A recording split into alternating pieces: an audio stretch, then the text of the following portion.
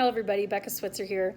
And again, I've just been thinking so much about everything that's going on nationally and globally, where there's just a ton of outrage right now at the injustice that's happening to humanity.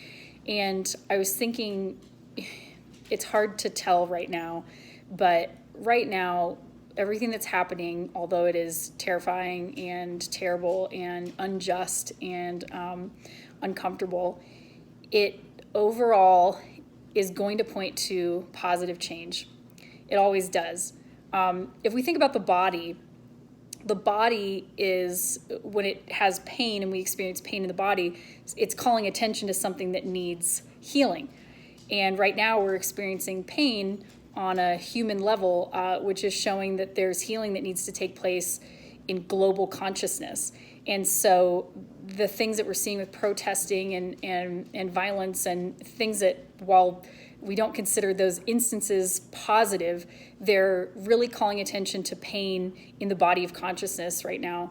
And if we pay attention and we don't ignore it, just like in our physical bodies, right, we have a chance to heal it and to do better. So take this time to really not push it away, not feel powerless, not leave other people to figure out what to do, to really sit and go, how can I have a positive impact right now? How can I focus, even on the smallest level, your own personal healing so that these cycles do not continue to repeat? And on a larger level, how can you join the protest? Or how can you use your voice?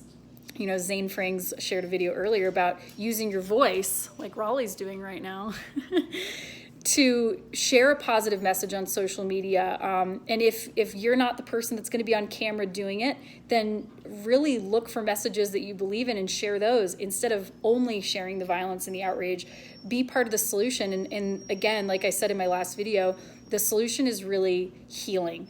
It's gaining higher consciousness. It's gaining more compassion and self-awareness on the individual level, because when we change ourselves, we can change the world.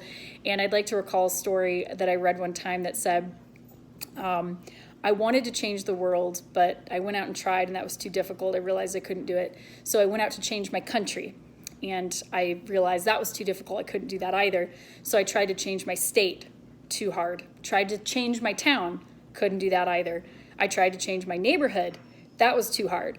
And then I came home and I tried to change my family, and it was met with resistance. So instead I changed myself.